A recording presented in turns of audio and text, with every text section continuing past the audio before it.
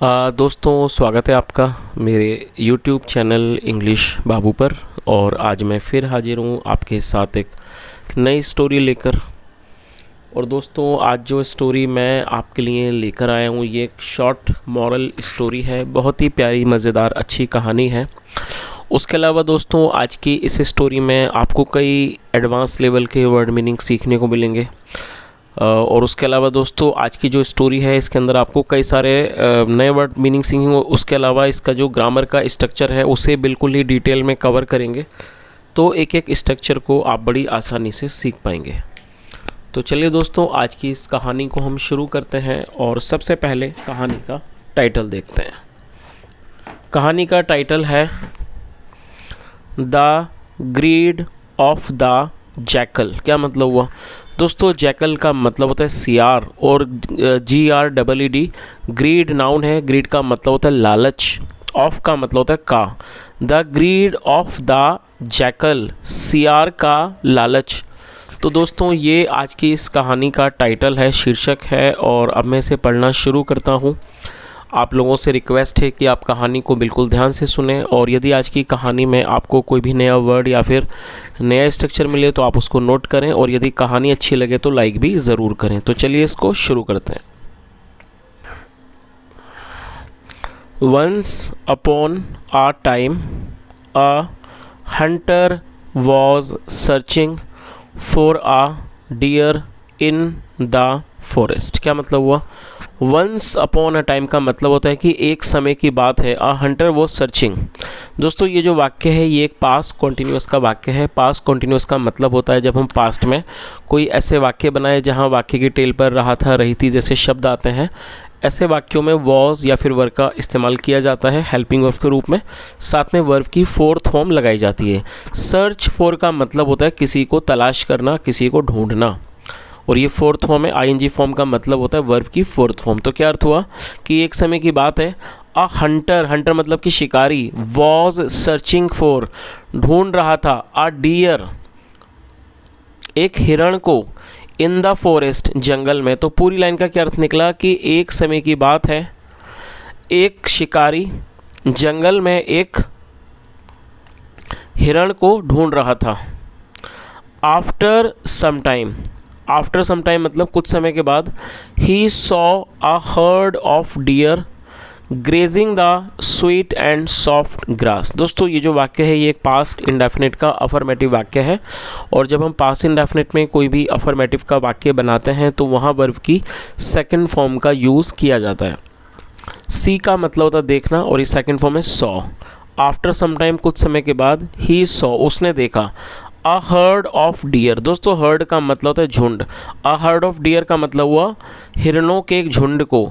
Grazing, graze मतलब चरना, घास चरना, चरते हुए। The sweet and soft grass, मीठी और नरम मुलायम घास को। तो पूरी लाइन का क्या अर्थ निकला कि after some time he saw a herd of deer grazing the sweet and soft grass, मतलब कि कुछ समय के बाद उसने हिरणों के एक झुंड को हरी और मतलब कि मुलायम और मीठी घास चरते हुए देखा।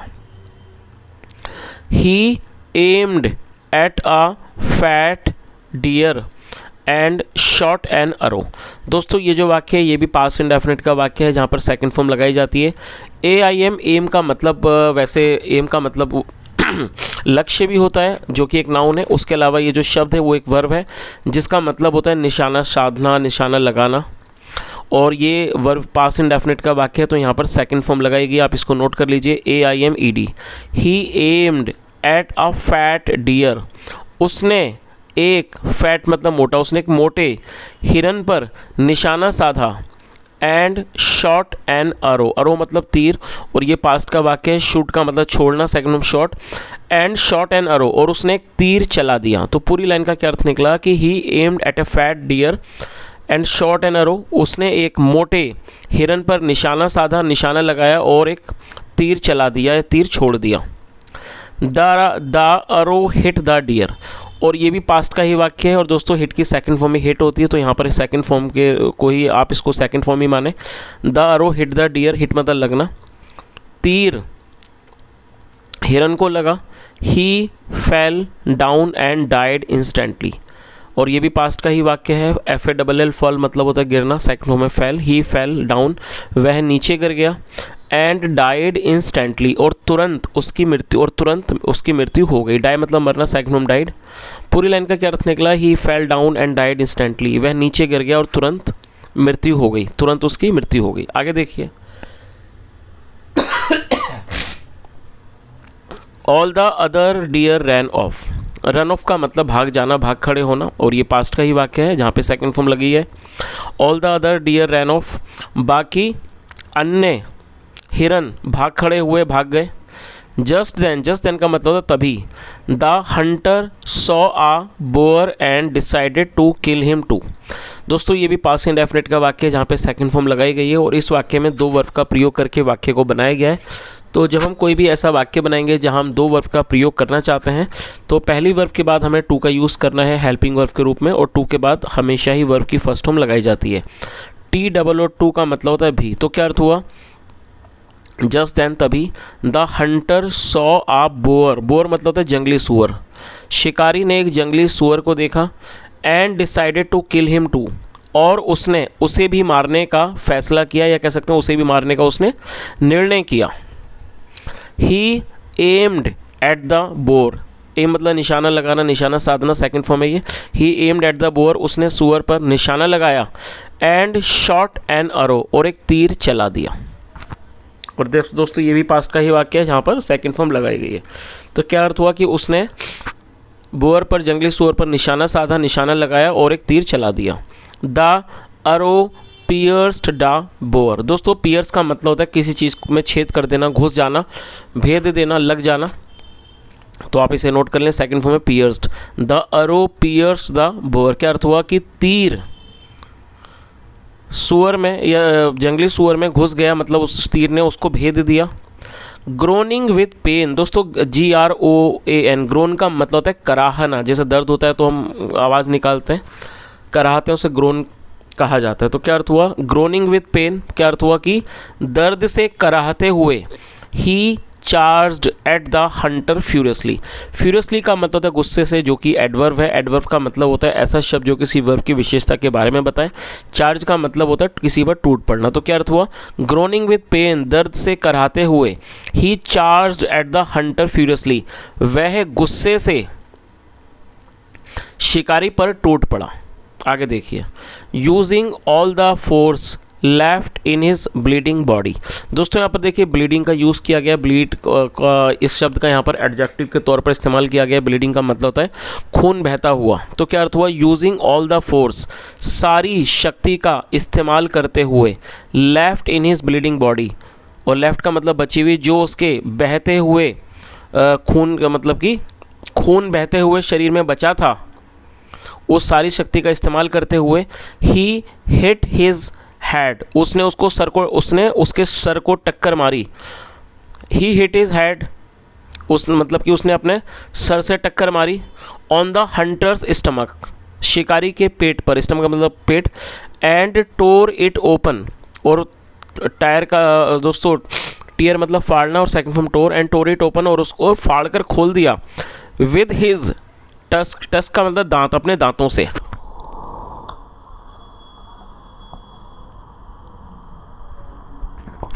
तो इस तरह से यहाँ से यहाँ तक की पूरी मीनिंग क्या निकली कि दर्द से कराते हुए वह शिकारी पर टूट पड़ा, गुस्से से शिकारी पर टूट पड़ा। Using all the force left in his bleeding body, मतलब अपने खून बहते हुए शरीर में मतलब बची हुई सारी ऊर्जा का इस्तेमाल करते हुए, सारी ताकत का इस्तेमाल करते हुए।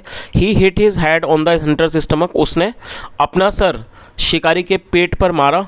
And tore it open with his tusk, और अपने दांतों से उसको फाड़ कर खोल दिया। Both the hunter and the boar bled to death. तो दोस्तों ब्लीड टू डेथ का मतलब होता है ज़्यादा रक्त बहने से मृत्यु हो जाना, और ये सेकंड फॉर्म है। बोथ द हंटर, बोथ मतलब दोनों, both the hunter and the boar bled to death, मतलब दोनों शिकारी और सुअर की रक्त बहते हुए रक्त बहने से मृत्यु हो गई। आगे देखिए, आफ्टर सम टाइम, कुछ समय के बाद। A jackal happened to pass by, happen का मतलब होता है किसी चीज़ का होना। तो क्या अर्थ हुआ कि कुछ समय के बाद एक सियार का वहाँ से गुजरना हुआ। पास बाय मतलब गुजरना, एक सियार का वहाँ से होकर गुजरना हुआ। He saw a dead deer, और ये भी पास्ट का ही वाक्य है जहाँ पे सेकंड फॉर्म लगाई गई है। डेड का मतलब मरा हुआ।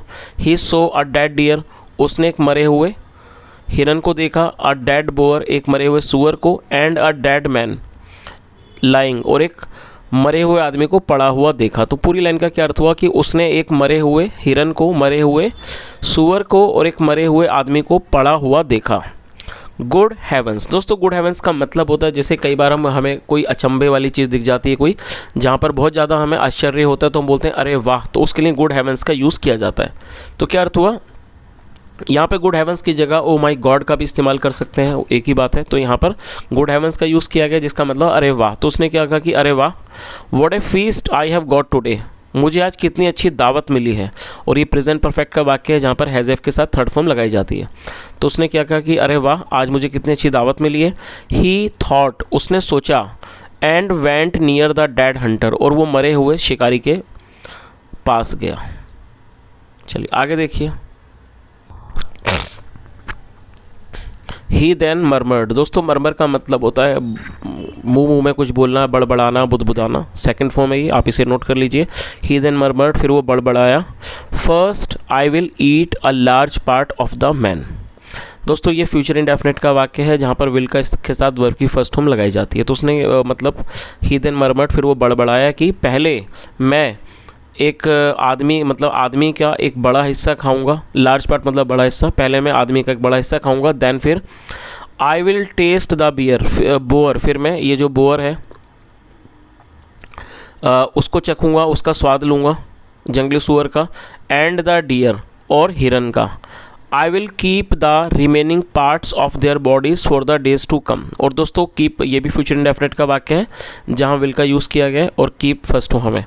रिमेनिंग का मतलब था बचा हुआ। उसने आगे क्या सोचा, I will keep the remaining parts of their bodies for the days to come, मतलब मैं आने वाले दिनों के लिए उनके शरीर के बचे हुए बाकी हिस्सों को रखूँगा। प्लानिंग दस, प्लान मतलब योजना, इस तरह से योजना बनाते हुए। The jackal went near the dead hunter to take the first bite, तो क्या अर्थ हुआ, ऐसी योजना बनाते हुए the jackal went near the dead hunter, और ये भी पास्ट इंडेफिनिट का वाक्य है, सेकंड फॉर्म में वेंट। सीआर, मरे हुए शिकारी के पास गया। To take the first bite, मतलब अपनी पहली बाइट लेने के लिए वो शिकारी के पास गया। जस्ट देन, तभी। ही सॉ, उसने देखा। द हंटर्स बो, उसने शिकारी के बो को, मतलब कि बो का मतलब होता है धनुष, उसने शिकारी के धनुष को देखा। लाइंग एट ए डिस्टेंस, कुछ दूरी पर पड़ा हुआ। लाइंग मतलब पड़ा हुआ। तो पूरी लाइन का क्या अर्थ निकला कि ये सब मतलब कि योजना बनाते हुए सीआर मरे हुए शिकारी के पास गया to take the first bite, अपनी पहली बाइट लेने के लिए। तभी, जस्ट देन मतलब तभी, ही सॉ द हंटर्स बो लाइंग एट ए डिस्टेंस, तभी उसने थोड़ी दूरी पर शिकारी के धनुष को पड़ा हुआ देखा। आगे देखिए।